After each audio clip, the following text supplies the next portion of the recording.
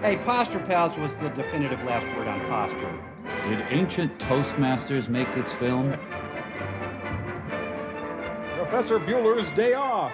There were a lot of forensics going on in Kansas in the 50s. The ear is the human organ the public speaker is most likely to try to impress as he makes a speech. After the human nipple. But did you ever think of the importance of the eye? The importance of what the listener sees as well as hears? The eyes of Kenneth Mars. Now just suppose you were a beautiful doll with rosy cheeks and big blue eyes. Okay. A doll that never talked. Oh, just do what he says. Or a tree that basked in the warm sunshine and rustled in the breeze. A tree that never spoke. Now you're a can opener, metal and shiny and taciturn. Or suppose you were a spring flower, contrasting your gay colors with the blue sky. I'm not a You know flower. how you would be judged? You'd be judged mostly by your appearance, by the way you look. By the kind of car you drive. Appearance is the basis upon which a little girl chooses a new doll. I like this one because it's whiter. A man's prosperity is often judged by the appearance of his home, and thus is man himself judged. Yes, that's Eisenhower's America. Yes, appearance is important. There. I said it. I'd say it again if I had to. Appearance is a powerful factor. I learned that the hard And way. appearance is something you can control. Remember, appearance has a pear in it. In public speaking, your appearance may make the difference between a good speech and a poor one. Your appearance may help convince your audience you know what you're talking about. Or it may convince them you don't know what you're talking about. Of course, I don't know what I'm talking about. A good appearance is something that everyone should strive for, something everyone can accomplish. Let me just get my notes here. I know I had something else. It begins with the feet. Seems strange, but having your shoes shined will help you make a better speech. It will help your general appearance and make you feel better. Plus, the polish gets you high. Then you should have your suit cleaned and pressed, just for your talk. This will help you look successful. Hey, honey, you're supposed to take the paper off. Be sure to wear a clean shirt. Be sure to get a brand new chin. And your favorite tie. Now you're ready to rub out Sonny Corleone. Be sure your hair is neat and clean, and you're all ready to go. Make sure your part is gouged into your skull. Yes, sir, you're all dressed up and you're ready to go. You feel great, but wait a minute. There's a lot more to appearance than just having your necktie straight, your hair combed, and your teeth brushed. The most important one element of your appearance is your posture. Not that it helps this guy any.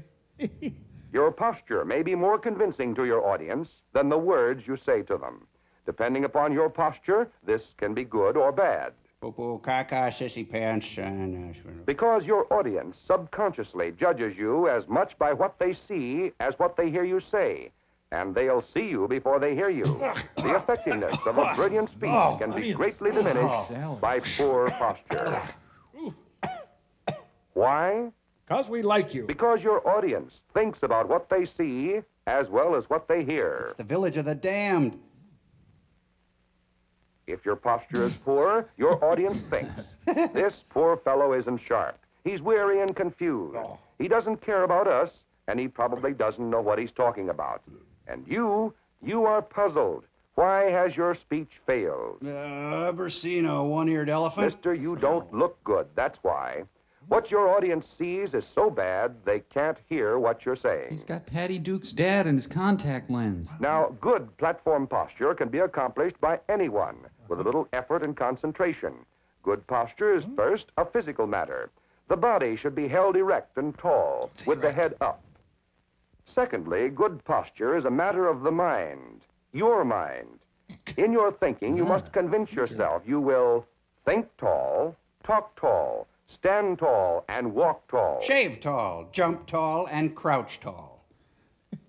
Remember that you must think tall, talk tall, stand tall, and walk tall. This will help you with your posture and your speech. What if you're Robert Reich?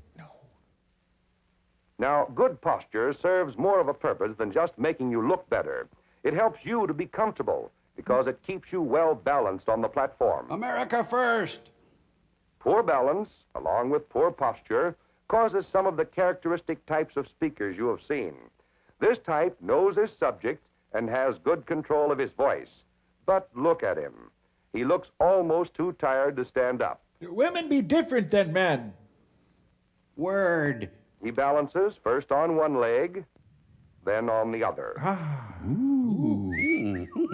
That's really very good. He's the tired farm horse type. She's an energetic city girl. Can they get along in the suburbs? Then there's Miss Prim, the speaker who stands straight, tall, and rigid.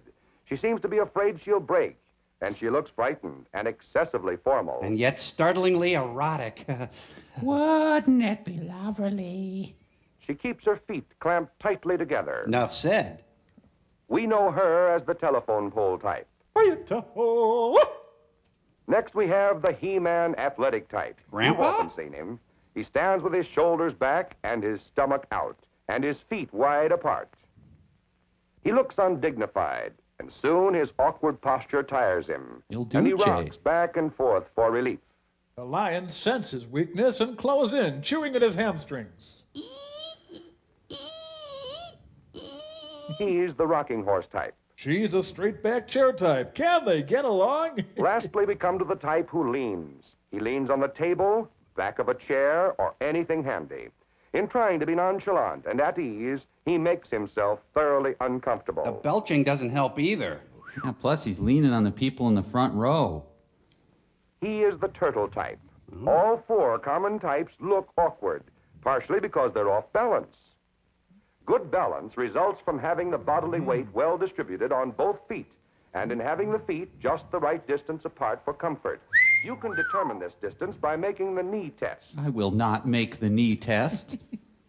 Place the palms of your hands on both knees. Wait, I'm kidding. Make an easy circular motion with the hands and knees. Until you're incredibly turned on. If your feet are the correct distance apart, the weight will be evenly distributed as you change position. You'll be well balanced and comfortable. You'll look poised and dignified. No, you won't. With your feet too far apart, you'll have difficulty in standing up. Because you're off balance, you may fall either forward or backward. Don't do this during the speech. With your feet too close together, you're still off balance, and you're uncomfortable. That's fine. Security! That's really nice. Security! Is your speech over, Mr. Johnson? Good. Head until you find the easiest and most comfortable position. Then note the location of your feet. Yeah, that's it, baby. Shake that moneymaker! Always try to keep your feet in this position when you are speaking, and you won't have to worry about balance. And with good balance, you've conquered another phase of good appearance. Now remember that appearance is important, You must appear, and you must have matter. and that good appearance is easily accomplished. Except by Denny Dillon.